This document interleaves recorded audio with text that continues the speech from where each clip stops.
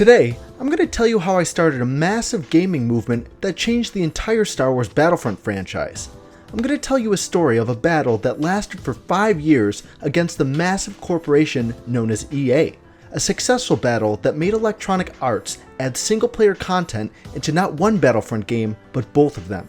A story that shall be remembered for the ages across fans of Star Wars and fans of video games alike.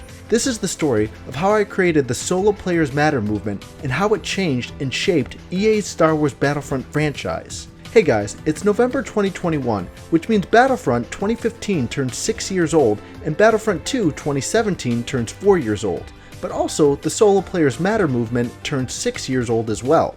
Some of you are probably wondering what the hell this video is about and what Soloplayersmatter is. Well, you're in luck, because I'm going to answer those questions and explain how the Soloplayersmatter movement shaped EA's Star Wars Battlefront series into what you see today. Specifically, why it has all the single-player modes you see in both games today. But before we get into the video, if you guys would like to support the channel and the other creative endeavors that we do, I ask you to check out our brand new live-action anime-inspired series, My Neck. My Neck is a 6-episode live-action show on Prime Video. It's a live-action series that parodies anime while telling an original story that is absolutely ridiculous and funny.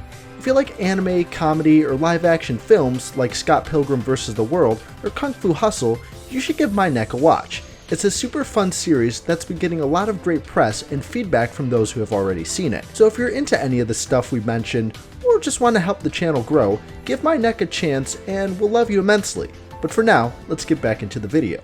The year was 2015, and an all-new trailer for EA's Star Wars Battlefront franchise dropped during E3. For some reason, this was the trailer that introduced me to the game, rather than the reveal trailer that came out earlier that April. The world was taken by surprise when that trailer hit. It made non-Star Wars fans turn their heads, one of them being me. At the time, I was never really into Star Wars. Maybe it was because I always disliked things that were popular, or maybe it was because I never actually gave it a chance. Either way, it was this trailer that would change my life forever. AT-AT walkers stomped the snow of Hoth as rebels fought to counter the attack from the Empire. AT-ST stormed the rebels' position as snow speeders took to the skies. Battles on the ground and battles happening in the air. The rebels retreated back to the snowy trenches as they took out the first walker. Then as the battle looked to be in the rebels' favor, Darth Vader emerges, followed by Luke Skywalker in the distance. They clash on the battlefield and the trailer cuts to the logo. This is what got me into Star Wars.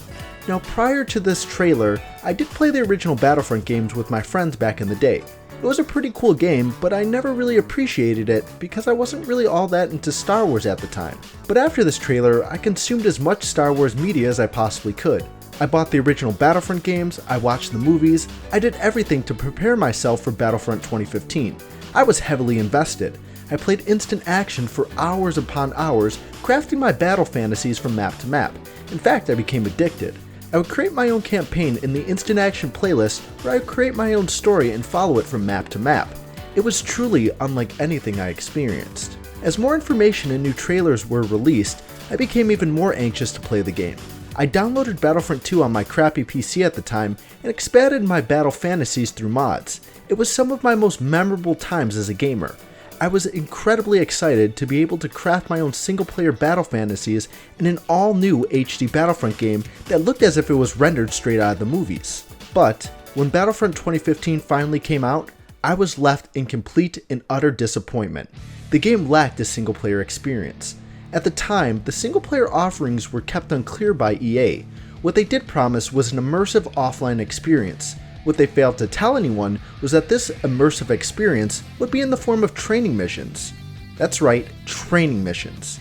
All the large-scale battles, hero battles, and actual fun in the game would be confined to the online multiplayer portion of the game. Instead, people who were looking for that offline experience would get to play training missions, a lackluster survival mode, and generic team deathmatch battles on tiny maps. I was devastated. Later on, the big argument with anti-single-player gamers would be that the game was intended for online multiplayer, but the initial marketing for the game never specified that. The original Battlefront games were for both online and offline play. By creating a new Star Wars game called Battlefront just insinuates that this game was supposed to be a refinement of the former. If the original Battlefront games had a great single-player experience, why wouldn't the new one also have that as well? Unfortunately, it was not communicated well as to what the single player offerings would be, other than that there would be single player offerings. At some point before the game came out, I knew that the flagship game modes like Walker Assault and Fighter Squadron wouldn't be playable offline, but I decided to let that slide. I think at the time my thinking was that the single players would get a different offline experience. Maybe not one as big and immersive as multiplayer, but at least something we could be satisfied with, as an alternative. At the very least, we would have something else fun to play, or could even fight heroes and villains against each other offline, right? Wrong. There was a game mode called Hero Battles in the single player mode, separate from a different game mode called Battles. Battles had the player control a soldier on the Rebel or Empire side and fight other AI-controlled soldiers. Hero Battles sounded like it would be similar, except you would control a hero and fight against AI-controlled heroes. This was not the case at all. Instead, it just had the player fighting against regular AI soldiers as the game's heroes. I lost it. I took to the dark side and went to Twitter to complain. I believe the official EA Star Wars account told me to provide feedback to their official forums, and so I did. This was the start of a journey, a mission, a story. Solo Players Matter. I created a thread entitled, "Help me get single players' voices heard," #SoloPlayersMatter. With the lack of clarity from Electronic Arts, I took to the official Star Wars Battlefront forums to vent the frustration I had with the lack of single player content in the game. This was the start of Solo Players Matter. Since the time of making this video, the official forums for EA's Star Wars Battlefront series has been shut down. All that remains are screenshots. As you can see, there were close to 500 pages on this thread. It was the largest thread on the entire Battlefront forums for years until they shut them down. My call to action was to let EA and DICE know how much people wanted and cared about single player content in Star Wars Battlefront. The Solo Players Matter movement was created to bring attention to the importance of single-player content in video games, specifically EA's Battlefront. The goal was to get EA to care about single-player content and add more of it to Star Wars Battlefront. We ultimately succeeded, twice. Star Wars Battlefront 2015's single-player offerings started with a team deathmatch mode, training missions, and a short survival mode. After the Solo Players Matter movement, Star Wars Battlefront 2015 was given a brand new game mode called Skirmish, which was the two flagship multiplayer modes, Walker Assault and Fighter Squadron, playable offline and single player. EA's Battlefront 2 single player offering started with the campaign and a team deathmatch mode. After we fought tooth and nail, Battlefront 2 received a brand new offline mode called Instant Action, which allowed for large-scale battles on the multiplayer maps, and the attack and defend game modes from co-op to be played offline by yourself. It included hero AI, vehicle AI, and complex pathing for the AI themselves. It was a dream come true, but it was far from easy getting there. From November 2015 to July 2016, people from all over joined the Solo Players Matter movement. What started off as constantly spamming the EA Star Wars Twitter account with the hashtag turned into a more organized group.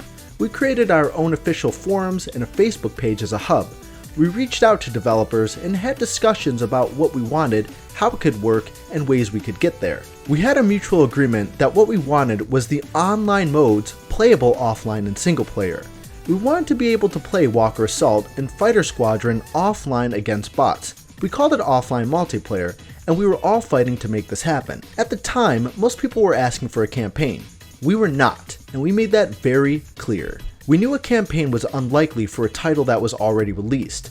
We knew DICE had the resources though to translate the multiplayer modes to offline.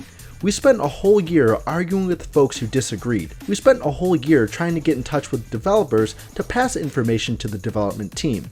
We had to constantly repeat ourselves that offline multiplayer was what we wanted because the developers and community managers kept telling us that there wouldn't be a story mode, which wasn't what we were asking for.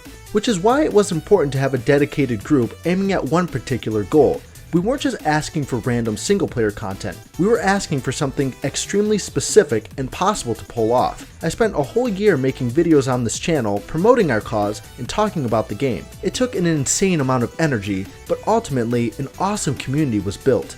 Developers eventually got word of our movement and plans to implement new single player content was eventually confirmed. The world speculated on what it could be, but after months of communicating with developers over what we wanted as a group, it seemed like things were looking up. After all the spamming, outreach, and constructive discussions with the developers, Skirmish Mode was announced for Battlefront 2015 in July of 2016. It would contain Walker Assault and Fighter Squadron, playable for offline single player against bots. The Solo Players Matter movement rejoiced. We had won the battle, but the war was not yet over. In 2017, EA's Battlefront 2 was revealed. To come with it was promised a brand new campaign. The world, the Solo Players Matter movement, and myself rejoiced. However, what made matters even better, the main actress for Iden Versio, the main character in Battlefront 2's campaign, announced that Skirmish would be making a return. Now I'm all about that couch co-op, and they're bringing it back with the return of Skirmish, with the return of Skirmish, with the return of Skirmish, with the return of Skirmish, with the return of Skirmish, and they're bringing it back with the return of Skirmish. This was a lie. Skirmish Mode did not return in EA's Star Wars Battlefront 2. With this announcement, most folks assumed that the main flagship modes from Battlefront 2's multiplayer would be coming to offline single player. They didn't. Looking back in hindsight though, I don't think EA and DICE meant to lie to us. I genuinely believe that DICE meant to have something like Skirmish in the game shortly after the game's launch, but with the microtransaction backlash, all of the content originally planned for after the game's release either got pushed back or outright scrapped. Instead of making and releasing proper DLC, the developers had to spend that time reworking the game's progression system, which was a huge undertaking. The developers even admitted that plans for the game's post-launch content changed after the microtransaction backlash. We on the Solo Players Matter side did not fall to the wayside though. We continued to let EA, DICE, and the game developers know the importance of single-player content in Battlefront, and that we also wanted to see large-scale battles playable offline, and not just confined to multiplayer. Just like before, we spread our forces to areas that were impactful. Whenever developers took to Twitter, we made our voices heard. Whenever polls went out about future Battlefront content, we answered the call. We even spread over to Reddit, where most of the developers were active on. This time we fought for 2 years before finally receiving instant action for single player. It was rumored that a new single player mode was coming to offline play. It would be premiered at Gamescom 2019. Then, Dennis Bronville, the lead design director for the game, did it. He tweeted the hashtag, #SoloPlayersMatter. Then, so did the other developers on the Battlefront team. #SoloPlayersMatter, the hashtag that I made in 2015, was now being tweeted from the developers themselves. After 4 years, the story finally came full circle.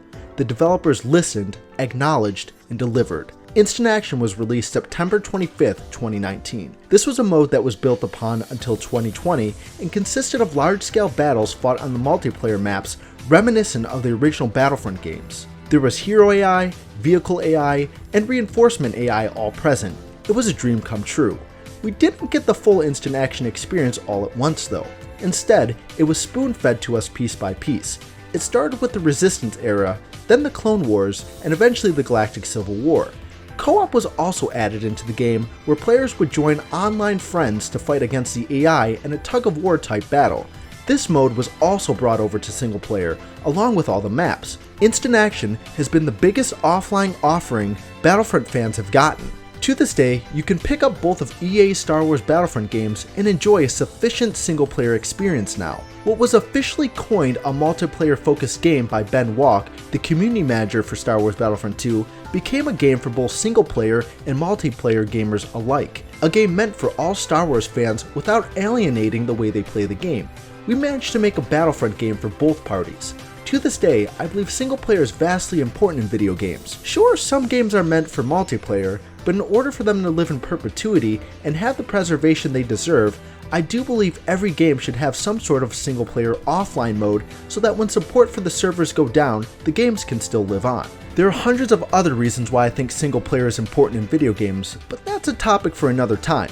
In the end, we managed to do the impossible. We fought for years to get the single-player modes that are now available in both Battlefront games, and it couldn't have been made possible without all the passionate people and fans of both Star Wars and single-player games alike. With the emergence of multiplayer-focused games, It's a strange future for single player games, but it's something that I think is worth fighting for, especially as the market for multiplayer games increases. I would like to thank all the passionate gamers, my subscribers, and the developers for the EA Star Wars Battlefront games for all the great memories within the Battlefront community. It's been a lot of fun, and I hope the battle for single player never stops. And when we inevitably see more Star Wars games, I hope there's a place for offline single player. I hope you guys enjoyed the video. Don't forget to comment, subscribe, and let me know what your favorite Battlefront memory has been. Also, don't forget to check out our live action anime series and our second channel, Real Life Glitch Entertainment, where we do films, skits, and other videos related to video games, anime, and other nerdy related content. But until then, I'll see you guys in the next one. Peace out.